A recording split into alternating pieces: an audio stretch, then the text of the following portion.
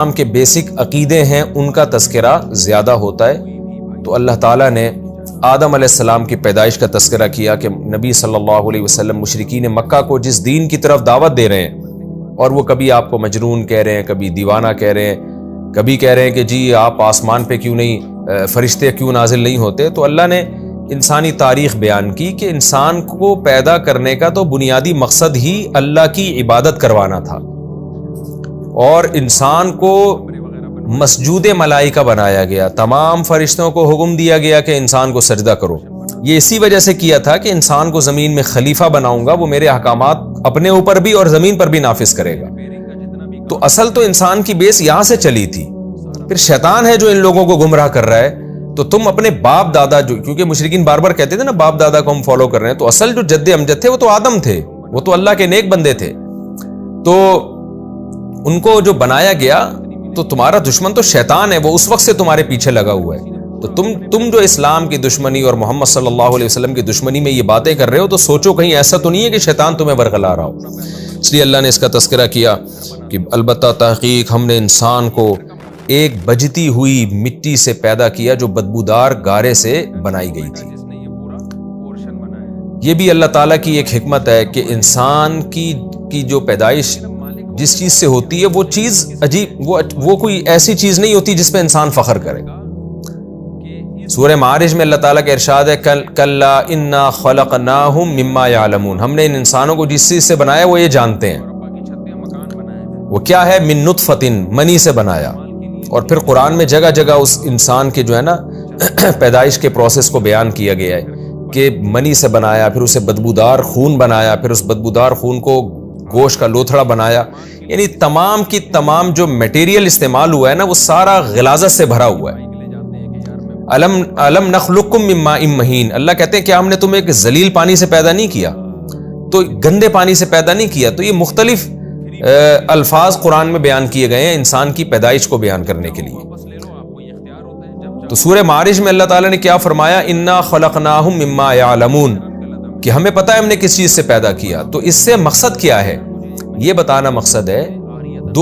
یعنی چند حکمتیں ہیں، یہ بار بار جو انسان کو بتایا جاتا ہے نا، تمہیں غلیظ پانی سے، گندے پانی سے پیدا ہوئے، یہاں تک کہ آدم علیہ السلام جو ہمارے باپ تھے وہ تو منی سے پیدا نہیں ہوئے، ان کا بھی بتایا گیا کہ ان کے لیے جو گارا استعمال کیا گیا وہ گارا بھی بدبودار تھا، یعنی انسانیت کی ابتدا بھی ایک بدبودار چیز سے کی گئی ہے۔ تو اس میں بنیادی مقصد بتانا یہ ہے کہ تمہارا جس میٹیریل سے تمہیں بنایا گیا ہے نا، وہ اس قابل نہیں ہے کہ تم فخر کرو یا وہ تمہیں جنت میں پہنچا دے۔ تمہارے پاس فخر کے لیے اعمال کے علاوہ کوئی اور راستہ نہیں ہے، ورنہ شیطان تو آگ سے بنا ہے، فرشتے تو نور سے بنے، روشنی سے بنے، لائٹ سے بنے، تو وہ تو جنت کے زیادہ حقدار ہونے چاہیے، وہ تو اشرف المخلوقات ہونے چاہیے، لیکن گندی بدبودار چیز سے بنا کے بھی انسان کو حکم دیا جا رہا ہے فرشتوں کو کہ انسان کو سجدہ کرے۔ وجہ کیا ہے کہ انسان کی اس باڈی کے اسٹرکچر کو نہیں دیکھا جائے گا، بلکہ اللہ جو انسان کو فضیلت دے رہے ہیں اس فضیلت کی وجہ اس کا علم اور اس کا عمل ہے۔ علم کی مثال قرآن نے دی ہے کہ وَعَلَّمَ آدَمَ الْأَسْمَاءَ كُلَّهَا، جب فرشتوں نے کہا نا تو ایک ایسی مخلوق پیدا کر رہا ہے، اس کی کیا ضرورت ہے اس مخلوق کو پیدا کرنے کی، زمین میں خون بہائے گی، تو جب آدم علیہ السلام کا کوئی اللہ نے جو علم دیا تھا، تمام اشیاء کی حقیقتوں کا اللہ نے بتایا، تو فرشتوں سے پوچھا تم ان اشیاء کے بارے میں بتاؤ، تو فرشتوں نے کہا کہ ہمیں تو کوئی علم نہیں ہے۔ تو آدم علیہ السلام سے جب اللہ نے کہا تو آدم علیہ السلام نے ان چیزوں کے نام گنوا دیے۔ پھر اللہ نے حضرت آدم پہ فخر کیا کہ دیکھو الم اقل لکم انی اعلم ما لا تعلمون، میں نے کہا نہیں تھا کہ میں وہ جانتا ہوں جو تم نہیں جانتے۔ کیا مطلب، اس میں ہم نے سیکھنے کا مادہ رکھا ہے، اس کے پاس علم ہے۔ دوسری چیز ہے عمل، کہ انسان کو یہ اختیار ہوتا ہے کہ وہ برا بھی کر سکتا ہے اور وہ اچھا بھی کر سکتا ہے۔ فرشتے اچھا ہی کرتے ہیں، برا کر نہیں سکتے۔ تو یہ جو عمل ہے نا، عمل، اس عمل کی بیس پہ بھی انسان کو اللہ تعالیٰ نے دوسری مخلوق پر فضیلت دی ہے کہ یہ اپنے اختیار سے اچھا بھی کرے گا اور برا بھی کرے گا۔ یہ ٹھیک ہے، اس صفت میں جنات بھی انسانوں کے ساتھ شریک ہیں، لیکن علم کی صفت میں اللہ نے بہرحال انسان کو جنات پر فضیلت دی ہے۔ تو یہ دو چیزیں ایسی ہیں کہ انسان کی جو بیس ہے، جس چیز سے انسان بنایا جا رہا ہے، وہ انتہائی غلیظ اور انتہائی ناپاک ہونے کے باوجود بھی عمل کی وجہ سے انسان فضیلت حاصل کر لیتا ہے. تو اس لیے عمل کو فوکس کرنے کی ویلیو یہاں بتانا مقصد تھا، اور یہ حکمت تھی. اگر انسان کو سونے اور چاندی سے بنایا جاتا نا تو یہ بحث میں لگ جاتا کہ میں تو بہت نیک ہوں اور میں بہت اعلیٰ ہوں، اور تکبر کرنے لگتا. تو اللہ نے تکبر کا کوئی راستہ انسان کے لیے چھوڑا ہی نہیں ہے کہ تم غلیظ گندے پانی سے بنائے گئے ہو. ہر وقت پیٹ میں نجاست گندگی لے کے انسان گھومتا ہے. یعنی انسان کا ماضی بھی غلاظت سے بھرا ہوا، حال بھی اور مستقبل بھی. ماضی کیا ہے؟ غلیظ اور ناپاک پانی جس کے نکلنے سے غسل فرض ہو جاتا ہے اور کپڑوں پہ لگ جائے تو اسے دھونا پڑتا ہے. اور حال کیا ہے کہ پیٹ میں ہر وقت گندگی لے کے گھوم رہا ہوتا ہے. ناک میں الگ غلاظت ہے، آنکھوں میں الگ اس کے جو ہے وہ گندگی ہے، اور کہیں سے بھی انسان کی باڈی پہ کوئی زخم لگے بلڈ ناپاک خون نکلنا شروع ہو جاتا ہے. ہر لحاظ سے گندگی کا ایک ڈھیر ہے، اور پیٹ میں جو گندگی لے کے گھومتا ہے وہ ایک الگ ہے. اور فیوچر کیا ہے؟ موت کے بعد پورے جسم میں سے اسمیل آنا شروع ہو جاتی ہے اور کیڑے پڑ جاتے ہیں اس میں، اتنی گندی بدبو آتی ہے. تو ان تمام یعنی انسان کا ماضی بھی ایسا رکھا، حال بھی اور فیوچر بھی، یہ بتانے کے لیے کہ تمہارے پاس اب اپنے آپ کو اچھا بنانے کے لیے سوائے عمل کے اور کوئی آپشن بچا نہیں ہے، لہذا اچھے عمل کو فوکس کرو.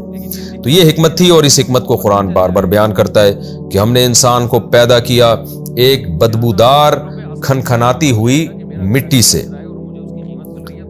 والجان خلقناہ من قبل، اور جنات کو ہم نے اس سے پہلے پیدا کر لیا من نار السموم، لائٹ آگ سے، ہلکی آگ سے، جس کی ڈیٹیل میں بتا چکا ہوں. وَإِذْ قَالَ رَبُّكَ لِلْمَلَائِكَةِ إِنِّي خَالِقٌ بَشَرًا مِّن صَلْصَالٍ مِّنْ حَمَإٍ مَّسْنُونٍ. اس وقت کو یاد کرو جب تیرے رب نے فرشتوں سے کہا کہ میں ایسے گارے سے، بدبودار مٹی، بجتی ہوئی مٹی سے میں انسان کو پیدا کرنا چاہتا ہوں، ایک بشر کو. فَإِذَا سَوَّيْتُهُ وَنَفَخْتُ فِيهِ مِن رُوحِي، جب میں اسے درست کر لوں، اس کے اعضاء کو برابر کر دوں اور اس میں اپنی روح پھونک دوں، یعنی اس میں جان ڈال دوں. فَقَعُوا لَهُ سَاجِدِينَ، فقعو یہ پورا نہیں ہے، فا الگ ہے، قعو الگ ہے. تو تم گر جاؤ اس کے لیے سجدہ کرتے ہوئے. تمام فرشتوں نے سجدہ کیا سوائے ابلیس کے. یہ ابلیس مستثنی منقطع ہے. منقطع کا مطلب یہ ہوتا ہے کہ فرشتوں میں داخل نہیں ہے، یعنی تمام فرشتوں نے سجدہ کیا. جب فرشتوں کو حکم تھا تو آٹومیٹیکلی جنات کو بھی لازمی حکم تھا، تو اس لیے اللہ نے جن کا الگ سے تذکرہ کیا، یعنی وہ فرشتوں کی فہرست میں داخل نہیں ہے. اس کی مثال ایسے جیسے عربی میں کہا جاتا ہے جاء القوم الا حمارن، پوری قوم آئی مگر گدھا نہیں آیا. اب حالانکہ گدھا تو قوم میں نہیں ہوتا، لیکن ایک مفہوم ہوتا ہے جب پوری قوم آئی ہے تو ظاہر ہے کسی سواری پہ بیٹھ کے آئی ہوگی نا، گدھے گھوڑوں پر آئی ہوگی، لیکن اس میں متکلم مستثنیٰ کر دیتا ہے کہ بھئی قوم آئی مگر گدھے نہیں تھے اس میں. تو منقطع مستثنیٰ اس کو کہتے ہیں جس میں ایک چیز مفہوم ہو رہی ہوتی ہے، حقیقت میں اس کا ذکر نہیں ہوتا. ایک دماغ اس کی طرف جاتا ہے، اس کی نفی کر دی جاتی ہے. تو دماغ اس طرف جائے گا کہ جب سارے فرشتوں کو حکم تھا تو جنات کو تو بطریق اولا حکم، کیونکہ فرشتے جب نور سے بنے ہیں ان کو حکم دیا جا رہا ہے سجدہ کرو، تو آگ سے بنی ہوئی مخلوق کو تو لازمی حکم دیا جائے گا. ابا ان یکون مع الساجدین، شیطان نے انکار کر دیا کہ وہ سجدہ کرے. قال یا ابلیس ما لک الا تکون مع الساجدین، اللہ نے ابلیس سے کہا تجھے کیا ہوا کہ تو نے سجدہ نہیں کیا. قال لم اکن، شیطان نے کہا یہ ہو ہی نہیں سکتا کہ میں سجدہ کروں ایک ایسے بشر کو جس کو تو نے سڑے ہوئے گارے سے اور کھنکھناتی مٹی سے پیدا کیا ہو. تو اللہ نے فرمایا فخرج منها فانک رجیم، نکل جا یہاں سے، تو مردود ہے اور تجھ پر قیامت تک میری لعنت ہے. قیامت تک کا مطلب کیا؟ ہمیشہ کے لیے لعنت ہے. قال رب فانظرنی الی یوم یبعثون، شیطان نے کہا اللہ تو مجھے پھر قیامت تک کے لیے مہلت دے دے، مجھے زندگی بھی دے. قال فانک من المنظرین، اللہ نے کہا تجھے میں مہلت دیتا ہوں الی یوم الوقت المعلوم، ایک وقت معلوم تک. قال ربی بما اغویتنی، شیطان نے کہا اللہ تو نے چونکہ مجھے گمراہ کیا ہے، حالانکہ گمراہ تو خود ہوا تھا نا، گمراہ تو خود ہوا تھا. اللہ تعالیٰ نے کہا سجدہ کرو، نہیں کیا. لیکن اللہ کی طرف نسبت اس لیے کی جاتی ہے کہ ہر کام کی نسبت خالق اللہ ہی ہے، چاہے برائی ہو چاہے اچھائی ہو.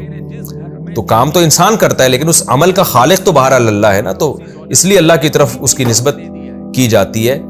ہاں ادب کا تقاضا یہ ہے کہ اللہ کی طرف نسبت نہ کی جائے. جیسے سورہ جن میں آتا ہے کہ جنات نے کہا ہمیں پتہ نہیں ہے کہ اللہ نے ہمارے ساتھ بھلائی کا ارادہ کیا ہے یا ہمارے ساتھ شر کا ارادہ کیا گیا ہے. تو شر کی نسبت اللہ کی طرف نہیں کی، لیکن نسبت ہر ایک کی اللہ کی طرف ہی ہوتی ہے ہر چیز کی. تو شیطان نے کہا اللہ تو نے مجھے گمراہ کر دیا ہے. اس کا یہ بھی مطلب ہو سکتا ہے کہ گمراہ تو میں خود ہوا ہوں لیکن سبب تو بنا ہے، تو مجھے نہ حکم دیتا کہ آدم کو سجدہ کرو تو میں تیری مخالفت بھی نہ کرتا. تو یہ بھی مطلب ہو سکتا ہے کہ گمراہ تو میں خود ہوا ہوں لیکن سبب تو بنا ہے. لَأُزَيِّنَنَّ لَهُمْ فِي الْأَرْضِ، اب اس کا نتیجہ یہ نکلے گا کہ میں اس انسان کے لیے زمین میں مزین کر دوں گا. کس چیز کو؟ گناہوں کو. یہ بہت اہم آیت ہے قرآن کی کہ مزین کر دوں گا. کیا مطلب؟ گناہ غلط ہونے کے باوجود ان کو اچھا لگے گا. اس پہ دلائل کے لیبل لگا کے نا ہر غلط چیز کو یہ اپنے لیے حلال کر دیں گے, اپنے ضمیر کو مطمئن کر دیں گے. وَلَأُغْوِيَنَّهُمْ أَجْمَعِينَ, اور سب